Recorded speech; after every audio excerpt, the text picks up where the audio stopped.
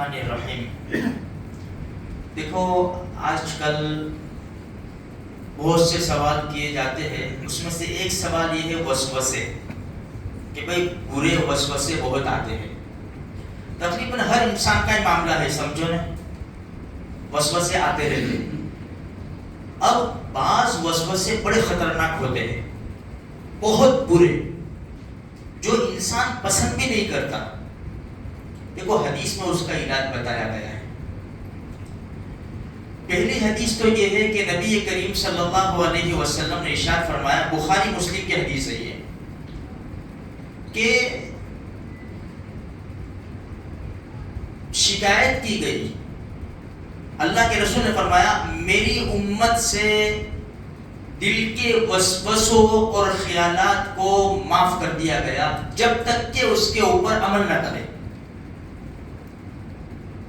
خیال تو قسم کیا آتے ہیں، جب تک خیال ہے، جب تک اس کے اوپر عمل نہیں ہوتا کوئی پکڑ ڈھکڑ نہیں. دوسری بات یہ ہے میرے بھائیوں کہ دیکھو ایک مثال، جو قرآن نے کہا نا اپنی آنکھوں کی حفاظت کرو، کانوں کی حفاظت کرو، دل و دماغ کی حفاظت کرو، یہ بہت زیادہ ضروری ہے. پھر اگر کسی لڑکی کا فوٹو دیکھا یا ویڈیو دیکھا یا کچھ بھی دیکھا، اب ظاہری بات ہے وہ خیالات تو آنے ہیں، وسوسے تو آنے ہیں. اسی طرح ہر چیز اٹھا لو تو ایک پڑوسی سے جھگڑا ہو گیا، اب برا سوچیں گے کہ ان کو تو یہ کرنا ہے، ایسے کریں گے تو ایسے خیالات آئیں گے. چھوڑو یار، اللہ معافی کو پسند کرتا ہے. ہوتا ہے پڑوسی ہے، اللہ کے رسول نے بڑے حقوق بتائے ہیں، تو اس اعتبار سے خیالات آئیں گے. اچھا، ایک دوسری حدیث یہ ہے، حضرت عبداللہ ابن عباس رضی اللہ تعالیٰ عنہ فرماتے ہیں کہ ایک شخص اللہ کے رسول صلی اللہ علیہ وسلم کے پاس تشریف لائے. یا رسول اللہ، اتنے خراب خیالات آتے ہیں نا کہ جل کر کوئلہ ہو جاؤں میں. یہ انہوں نے فرمایا، اتنے خراب خیالات ہوتا ہے 5 مرتبہ.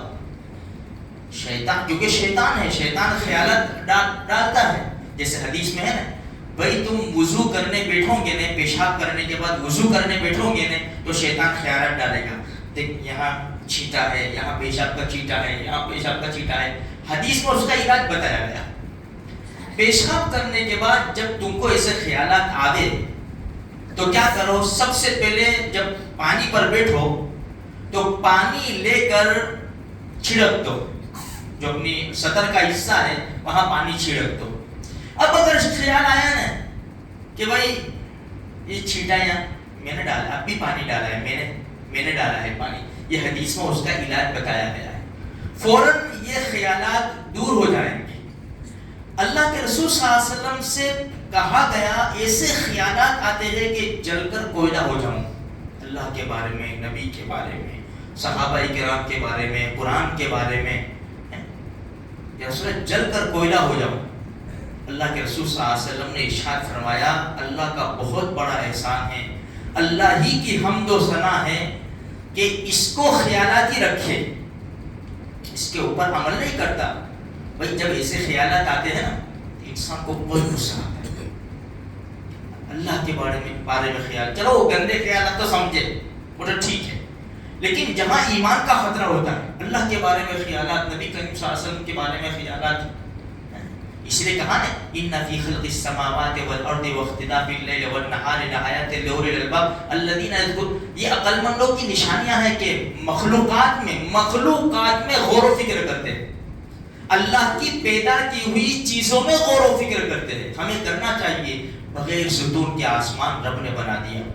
اوہ، انسانوں کی کتنی بڑی تعداد ہے، ہر ایک کا فیس الگ، ہر ایک کی سب کا چہرہ، سب انگلیوں کی ڈیزائن الگ، اس سے تو فنگر پرنٹ لیتے ہیں. اس میں غور کرو، خالق میں غور مت کرو. لم یلد ولم یولد، وہ تو وہ ذات ہے، ولم یکن لہ کفوا احد. تو میرے بھائیوں، جب خیالات لانے نہیں ہیں، خیالات آئے، لا حول ولا قوت الا باللہ، یہ کثرت سے پڑھا کرو. دونوں آتے ہیں حدیث میں، اتنا بھی آتا ہے لا حول ولا قوت الا باللہ، اتنا بھی آتا ہے. اسی طرح لا حول ولا قوت الا باللہ العلی العظیم، جیسے اذان کے جواب میں حی علی الصلاۃ حی علی الفلاح، بخاری وغیرہ کی روایت میں کتنے الفاظ ہیں؟ لا حول ولا قوت الا باللہ. ہاں تو دونوں ہیں. ہم جس کو جتنے خیالات آوے برے خیالات، لا حول ولا قوت الا باللہ العلی العظیم ہم پڑھا کریں. دوسری چھوٹی سی بات یہ ہے کہ بھائی ہم نمازوں میں ہوتے ہیں، ادھر ادھر کے خیالات آتے ہیں، چند صورتوں کے ترجمے یاد کر لے. الحمدللہ رب العالمین کا ترجمہ یاد کر لے، قل هو اللہ احد. اسی صورتوں کے جب نماز میں کھڑے رہے، ظہر عصر کی نماز ہے، اسی طرح عشاء کی آخری 2 رکعت ہے، مغرب کی آخری 1 رکعت ہے. جہری نماز میں تو ہم امام کے پیچھے دھیان دیں گے تو انشاءاللہ اتنا تکلیف نہیں ہوگی، لیکن سری نمازوں کے اندر ہم کو چپ چاپ کھڑا رہنا ہے. تو یہ بولنا نہیں ہے زبان سے، اس کے معنی کے اوپر غور کرو، معنی کے اوپر سوچتے جاؤ.